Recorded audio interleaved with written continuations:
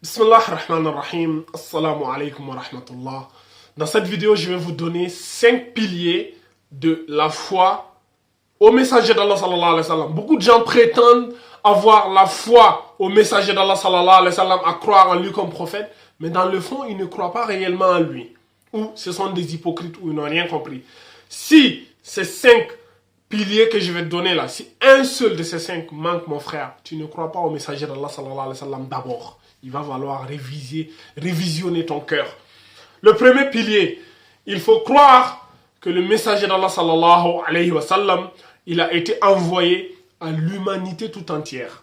Si tu penses que le prophète sallallahu alayhi wa sallam, il a été envoyé uniquement aux Arabes, tu ne crois pas d'abord au messager d'Allah sallallahu alayhi wa sallam. Allah subhanahu wa ta'ala, il nous dit, Auzu billahi minash shaitanir rajim, wa ma arsalnaka illa kaffatan linnasi bashiran wa nazira walakin aksara an-nasi la ya'lamun. Là il dit, nous ne t'avons envoyé qu'à la totalité des êtres humains en tant qu'annonciateur d'une bonne nouvelle qui est le paradis et avertisseur d'un châtiment douloureux, mais la plupart des gens ne le savent pas. Et ça se limite même pas aux humains, même à l'univers. Là il dit wa ma arsalnaka illa rahmatan lil alamin. Nous ne t'avons envoyé que comme une miséricorde pour tout l'univers, même les animaux, même la nature, il est là comme une miséricorde pour tout. Donc, il faut d'abord croire à cela. Si tu as ce premier pilier, c'est déjà bien. Le deuxième pilier, il faut croire que le messager d'Allah sallallahu alayhi wa sallam, c'est le dernier des prophètes. Après le messager d'Allah sallallahu alayhi wa sallam, il n'y a plus un autre prophète qui va venir encore. C'est le dernier, c'est fini. C'est comme quelqu'un qui a construit une maison, il manquait juste l'espace d'une brique et le messager d'Allah sallallahu alayhi wa sallam est cette brique-là. Il n'y a plus de prophète qui vient après lui. Donc si tu penses qu'il y a un prophète qui va venir après le messager d'Allah sallallahu alayhi wa sallam, mon frère, tu ne crois pas, tu n'as pas encore la foi au messager d'Allah sallallahu alayhi wa sallam. Tu vois, وَمَا كَانَ مُحَمَّدٍ أَبَا أَحَدٍ مِّن رِجَالِكُمْ وَلَكِنْ رَسُولَ اللَّهِ وَخَاتَمَ النَّبِيِّينَ. Tu vois, dans la sourate Ahzab, là il dit, Muhammad n'a jamais été le père de l'un de vos hommes, mais le messager d'Allah est le dernier des prophètes. Donc, le verset du Coran est clair dans la sourate Ahzab. Donc, si tu ne crois pas en cela, mon frère, tu ne crois pas encore au messager d'Allah sallallahu alayhi wa sallam. Troisième chose, il faut déclarer véridique tout ce que le messager d'Allah sallallahu alayhi wa sallam il dit. C'est là-bas, c'est ici qu'on perd 99% des gens. Ici, 99% des musulmans sont partis. Allez, Koumabana. Le messager d'Allah sallallahu alayhi wa sallam, tout ce qu'il dit, c'est véridique. Ça vient d'Allah. Allah, il nous dit dans le Coran, dans sourate Najm, au début de la sourate, وَمَا يَنْتِقُ عَنِ الْهَوَىٰ إِنْ هُوَ إِلَّا وَحْيٌ يُوحَىٰ عَلَّمَهُ شَدِيدُ الْقُوَىٰ. Il ne dit rien sous l'effet de la passion. Tout ce qu'il dit, ce sont des révélations qui lui a été inspirées et lui a été enseignées Allamahu shadidul quwa par l'ange Jibril.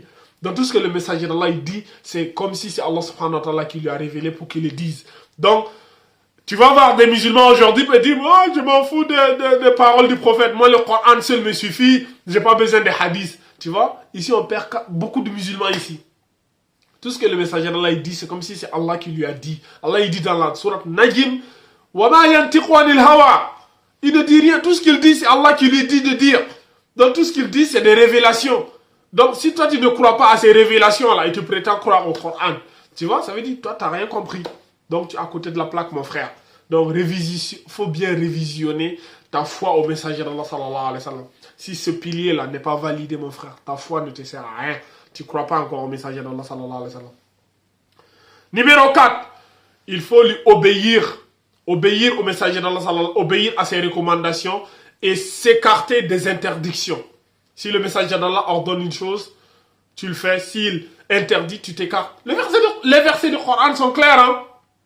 Les versets du Coran sont clairs. Allah il dit وَمَا كَانَ لِمُؤْمِنٍ وَلَا لِمُؤْمِنَةٍ إِذَا قَضَى اللَّهُ وَرَسُولُهُ أَمْرًا أَن يَكُونَ لَهُمُ الْخِيَرَةُ مِنْ أَمْرِهِمْ وَمَن يَعْصِ اللَّهَ وَرَسُولَهُ فَقَدْ ضَلَّ ضَلَالًا مُبِينًا.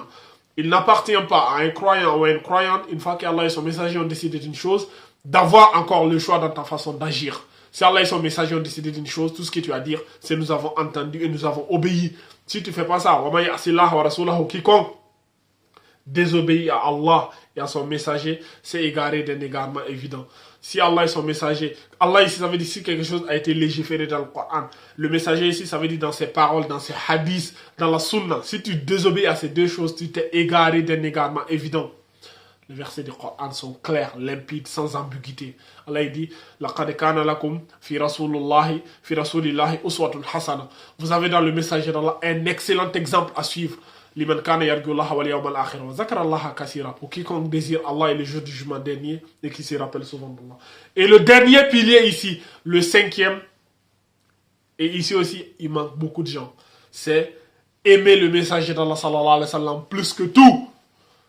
Si tu n'aimes pas le messager plus que ta femme, tes enfants, ta famille et tout, tu ne crois pas au messager d'Allah sallallahu alayhi wa sallam. Un compagnon est venu dire au prophète qui s'appelait Omar, il dit Ya Rasulallah, je t'aime plus que tous les êtres humains, sauf moi-même. Et le messager d'Allah dit tu ne crois pas d'abord à moi. Si tu m'aimes pas plus que toi-même, tu ne crois pas. Et Omar a réfléchi, dit Ya Rasulallah, je t'aime plus que moi-même, je t'aime plus que tout. Le messager dit maintenant tu crois. Maintenant tu crois. Pourquoi? Ça veut dire, comment comprendre cela?